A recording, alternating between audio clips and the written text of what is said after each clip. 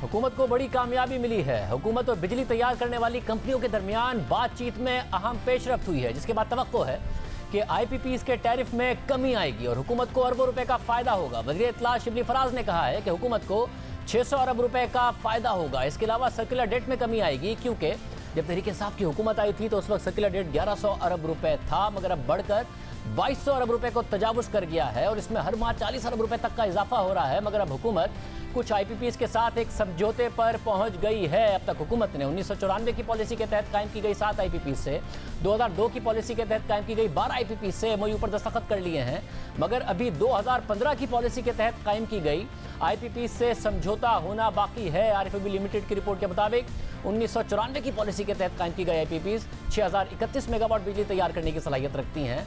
उनमें से अक्सर आईपीपीज रिटायर होने वाली हैं। इसी तरह 2002 की पॉलिसी के तहत कायम की गई आईपीपीज 3086 मेगावाट बिजली तैयार करने की सलाहियत रखती हैं, जबकि 2015 की पॉलिसी के तहत कायम की गई आईपीपीज 14114 मेगावाट बिजली तैयार करने की सलाहियत रखती हैं। उनमें से अक्सर सीपेक प्रोजेक्ट्स हैं, जहां पाकिस्तान की लोकल इन्वेस्टमेंट है वो भी चीन के साथ पार्टनरशिप में है। एलएनजी बेस्ड प्लांट्स हैं, कोल बेस्ड प्लांट्स हैं, उनसे अभी मुज़ाकरात नहीं हुए हैं। मुज़ाकरात का स्कोप 1994 और 2002 में लगे गए की पॉलिसी के तहत पावर प्लांट्स पर था। अलबत्ता यह खबर ज़रूर सामने आ रही है कि चीनी हुकाम ने भी इस बात का इशारा दिया है कि वो सीपेक के तहत लगाई गई आईपीपीज के मुआहदों पर नजरसानी के लिए तैयार है। वज़ीर-ए-आज़म इमरान खान ने आईपीपीज के साथ किए गए मुआहदों का जायजा लेने के लिए कमेटी तश्कील दी थी। कमेटी ने आईपीपीज से मुआहदों का जायजा लेने के बाद लिखा कि इन कंपनियों की अदायगी का जायजा लेने के बाद 3 नताइज सामने आए हैं। बिजली पैदा करने वाली कंपनियों का मुनाफा बहुत ज़्यादा है। इन कंपनियों की गलत बयानी की वजह से उन्हें ज़ायद अदायगियाँ की गई।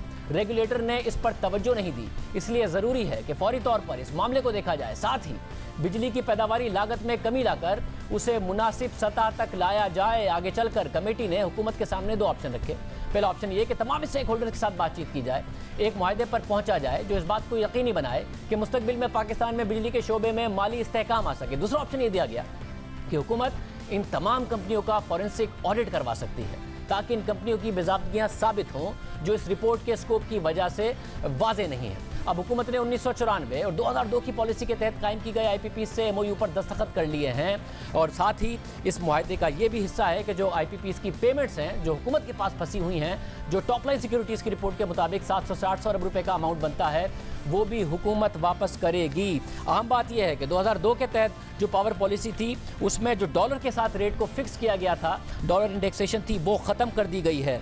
साथ ही एफिशिएंसी गेन्स शेयर किए जाएंगे। 1994 की पॉलिसी के तहत जो कैपेसिटी पेमेंट्स हैं और ऑपरेशन और मेंटेनेंस एक्सपेंसेस हैं उनमें रिडक्शन की गई है। साथ ही जो हीट रेट है उसकी शेयरिंग की बात की गई है। हमारे साथ हुकूमती मुज़ाकराती टीम और साथ ही जो पावर की एक रिपोर्ट बनाई थी जिसके हम आपको मंदजात बता रहे हैं, वो भी उन्होंने बनाई। सिक्योरिटीज़ एंड एक्सचेंज कमीशन के साबिक सरबराह हैं मोहम्मद अली, हमारे साथ मौजूद हैं।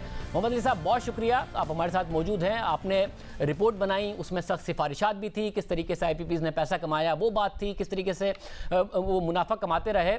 अब जो मुज़ाकरात के नतीजे में चीज़ आई है उसमें आपको लगता है कि एक बैलेंस्ड आउटकम आया है जिससे हुकूमत ही को ज़्यादा फ़ायदा होगा? देखिए शाहिद साहब, जो जितना भी पास्ट के मैटर्स हैं वो सब के सब नेपरा को रेफ़र किए हैं। नेपरा इज़ द रेगुलेटर, उनके पास अथॉरिटी है और हमने कमेटी में तमाम नंबर्स रिकंसाइल कर लिए हैं आईपीपीज के साथ और वो नेपरा को जा रहे हैं। तो अब नेपरा जो है इस मैटर को देखेगा, तो इस मैटर को बिल्कुल भी इग्नोर नहीं किया गया, पहली चीज़। दूसरी चीज़, फ्यूचर के अंदर जो पेमेंट्स हमारी ड्यू आने वाले वक्तों में हैं वो बहुत ज़्यादा हैं और 2002 की अगर आप पॉलिसी देखें तो उससे डॉलर इंडेक्सेशन ख़त्म कर दी गई है और अब रिटर्न रुपयों में मिलेगा। तो just to give an example, जो प्लांट्स आज से 10 साल पहले सेट हुए थे जब डॉलर 80 और 85 रुपए का था, आज 168 का है, तो जो 15% उस वक्त मिल रहा था वो आज 30% बल्कि उससे भी ज़्यादा हो चुका है कुछ केसेस में। तो आने वाले वक्तों में अगर डॉलर बढ़ेगा भी तो कोई इम्पैक्ट नहीं आएगा जो पाकिस्तान गवर्नमेंट को पेमेंट करनी होगी। इसके अलावा जो फ्यूल में ऑपरेशन मेंटेनेंस में जो सेविंग होगी वो गवर्नमेंट शेयर करेगी। तो फ्यूचर के अंदर बड़ा एक बैलेंस मैकेनिज्म क्रिएट किया गया है। 94 के अंदर 94 के जो प्लांट्स हैं आपको जहन में रखना चाहिए कि पहले एक बार इनकी निगोसिएशन हो चुकी है है। सेकेंडली इनकी जो कैपेसिटी पेमेंट है वो हमने स्ट्रेट अग्री किया है कि 11% से कम हो जाएगी, और जो बाकी बचेगी उसकी आधी तकरीबन उनका रिटर्न कंपोनेंट है वो भी रुपये में हो गया है। तो अक्रॉस द बोर्ड इन दो पॉलिसीज़ के अंदर एटलीस्ट जो प्रॉफिट पेमेंट है वो रुपीस से लिंक कर दी गई है, डॉलर इंडेक्सेशन खत्म कर दी गई है। और हुकूमत कह रही है कि जो अपने हुकूमत के प्लांट्स हैं वापडा के तहत उनका भी जो रिटर्न है वो कम किया जाएगा। इसमें सेविंग शिबली फराज साहब कह रहे हैं 600 अरब रुपए तक की बचत होगी। दो सवाल पैदा होते हैं, क्या टैरिफ में कितना फ़र्क पड़ जाएगा, साथ ही सर्कुलर डेट कितना कम हो जाएगा, क्योंकि ज़्यादातर प्लांट्स जो इस वक्त हैं 14,000 से ज़्यादा की कैपेसिटी वो 2015 के बाद है। आपकी रिपोर्ट का स्कोप तो था जिसमें आपने 2015 के बाद लगाए गए प्लांट्स के हवाले से भी अपना ओपिनियन दिया है, मगर निगोसिएशन का स्कोप नहीं था। तो कितना इंपैक्ट आएगा, कितनी सेविंग होगी? ये जो सेविंग के नंबर्स हैं वो हम ये चाहते हैं कि गवर्नमेंट की जो एनर्जी टीम और इकोनॉमिक टीम है वो इसको डिस्क्लोज़ करें, जो कि इंशाल्लाह अगले 2-3 रोज़ में वो करेंगे। लेकिन जो नंबर्स हैं वो बड़े इनकरेजिंग और बहुत सब्सटैंशियल नंबर्स हैं। जो नंबर्स आपने बताए हैं उससे भी काफ़ी ज़्यादा नंबर्स हैं, पहली चीज़। दूसरी चीज़, जो 600 अरब रुपए का नंबर जो आप कह रहे हैं कि गवर्नमेंट ने ट्वीट किया है, वो 94, 2002 और 2006 की पॉलिसी में जो सेविंग होगी वो इससे थोड़ी सी ज़्यादा ही होगी। तो ये नंबर तो खाली इस तक रिस्ट्रिक्टेड है, लेकिन अक्रॉस द बोर्ड जो सेविंग होगी, कुछ गवर्नमेंट के प्लांट्स भी हैं तो इससे बहुत ज़्यादा होगी, लेकिन इंशाल्लाह इकोनॉमिक टीम जो है वो इसको डिस्क्लोज करेगी। टैरिफ पे इम्पैक्ट डेफिनेटली इन तमाम चीज़ों का आएगा और सर्कुलर डेट पर भी आएगा। लेकिन हमें जो चीज़ रियलाइज़ करनी चाहिए कि अगर प्रॉब्लम बहुत सारे हैं तो ओवरनाइट तो सारे सोल्यूशन नहीं हो सकते, लेकिन एक पहला स्टेप ले लिया गया है इन द राइट डायरेक्शन। अब ये जो एक निगोसिएशन हुई है इसका इम्पैक्ट बाकी प्लांट्स पर आएगा और बाकी जो इशूज़ हैं पावर सेक्टर वो भी इंशाल्लाह आहिस्ता आहिस्ता सही होंगे, और उसके बाद आप देखेंगे आहिस्ता आहिस्ता सर्कुलर डेट में और टैरिफ में ग्रेजुअली कमी आना शुरू होगी इंशाल्लाह। साहब, आपने जो रिपोर्ट बनाई, ज़ाहिर पावर सेक्टर को आप अच्छे से समझते हैं।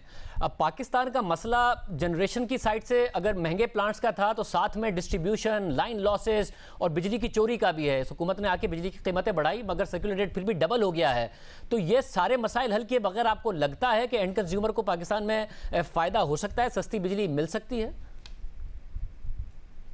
देखिए, दो चीज़ें बहुत ज़रूरी हैं अगर हम एनर्जी के मसाइल हल करना चाहते हैं। तीन चीज़ें, पहली चीज़ तो जनरेशन कॉस्ट रिड्यूस करनी है, जिसकी तरफ पहला कदम हमने ऑलरेडी ले लिया है इस निगोसिएशन के थ्रू। दो और चीज़ें बहुत ज़रूरी हैं जैसे आपने हाईलाइट की, उसमें से एक चीज़ कि डिस्ट्रीब्यूशन के जो लॉसेज हैं हमारे ग्लोबल एवरेज से बहुत ज़्यादा हैं। सेकेंडली हमारी रिकवरी जो है वो उसमें भी काफ़ी लॉसेज हैं। तो इन लॉसेज के नंबर्स के साथ तो एनर्जी पावर सेक्टर को फिक्स करना थोड़ा मुश्किल होगा। लेकिन अगर आप प्राइम मिनिस्टर साहब का ट्वीट देखें, बल्कि उसका उनका एड्रेस भी देखें, तो उन्होंने उसमें क्लियरली आइडेंटिफाई किया है कि next target is the distribution sector. तो इंशाल्लाह डिस्ट्रीब्यूशन सेक्टर में जो गवर्नेंस मॉडल हैं, जो बाकी चीज़ें हैं वो इंशाल्लाह सही होंगी, उससे इम्पैक्ट आएगा और बहुत ज़रूरी है, उसके बगैर मसाइल का हल मुश्किल है। सेकेंडली, जो हमें competitive market, multi buyer market create करनी पड़ेगी। अगर आप नोट करें, हमने MOUs के अंदर क्लियरली लिखा है कि गवर्नमेंट मल्टी बायर मार्केट अगर क्रिएट करती है तो ये तमाम प्लांट्स टेक एंड पे पे चले जाएंगे, जिसका मतलब है कि इनको जो फिक्स कैपेसिटी पेमेंट आज देनी पड़ती है, चाहे बिजली गवर्नमेंट से खरीदे या ना खरीदे, वो ख़त्म हो जाएगा। तो मल्टी बायर मार्केट जब क्रिएट होगी तो फिर गवर्नमेंट की जो गारंटीज़ हैं और जो गवर्नमेंट को कैपेसिटी पेमेंट देनी पड़ती है वो भी ख़त्म हो जाएगी। तो ये दो चीज़ें ज़रूरी हैं और ये बड़ा क्लियर है अगर आप MOUs देखें, गवर्नमेंट के ट्वीट्स और एड्रेस देखें कि इन दोनों की तरफ अब काम शुरू होने जा रहा है। मतलब और ज़रा जो 2015 के बाद प्लांट लगे उसमें नज़र आता है कि जो वेरिएबल कॉस्ट का कंपोनेंट है वो तो नीचे आया है, सस्ती बिजली पैदा होने के सूरत में। फिक्स्ड कॉस्ट का जो कंपोनेंट है, जो डेट की रीपेमेंट है वो बहुत ज़्यादा है। अगर वो भी मुज़ाकरात हो जाएं, टेन्योर बढ़ जाए तो उस पर फ़र्क आ जाएगा। तो हम कम से कम सोच सकते हैं कि अनकरीब अगर एंड कंज्यूमर को टैरिफ की सूरत में फ़ायदा नहीं भी हो रहा तो हम सर्कुलर डेट से जान छुड़ाने जा रहे हैं ताकि हुकूमत के पास कैपेसिटी हो पैसे खर्च करने की और ये लॉसेस ख़त्म हो। जी देखें ना, अगर हमारा सर्कुलर 40 अरब रुपये जैसे आप कह रहे हैं तो साल का कोई 300-400 अरब के अगर जो लॉसेज हो रहे हैं, तो ये अभी जो निगोसिएशन है इससे सेविंग होगी, बाकी निगोसिएशन से, इसके अलावा डिस्ट्रीब्यूशन के लॉसेज, रिकवरी, तो ये तमाम मसाइल जब हल होंगे तो इंशाल्लाह अल्लाह ने चाहा तो अगले चंद माह या कुछ अरसे के अंदर आहिस्ता आहिस्ता बेहतरी की तरफ चीज़ें जा रही हैं। लेकिन आई थिंक अप्रिशिएट ये करना चाहिए, कोई भी चीज़ ओवरनाइट नहीं हो जाएगी। जैसे कि ये एक चीज़ हुई तो उस पर भी हमने देखा कि जी कुछ क्वार्टर से क्रिटिसिज्म आया, लेकिन आप ये देखें कि पहले ये कोई भी सेविंग नहीं थी। हम कैपेसिटी पेमेंट भी कर रहे थे, बहुत ज़्यादा कर रहे थे, रिटर्न डॉलर्स में दे रहे थे। तो एक बड़ी मेहनत के बाद 6 महीने में रिपोर्ट बनाने में लगे, 2 माह की दिन रात की निगोसिएशन हुई है। लेकिन आप रिजॉल्व देखें, आप डिटर्मिनेशन देखें गवर्नमेंट का कि एक जो तहिया किया गया था आज से 1 साल पहले, सितंबर में हमने काम शुरू किया था रिपोर्ट पे और अब हम फिर से अगस्त में बैठे हैं, तो 1 साल हो गया, बट डिटर्मिनेशन नहीं छोड़ी गई और एक रिजल्ट माशाल्लाह आज फाइनली मुल्क के लिए आ गया है। बहुत शुक्रिया।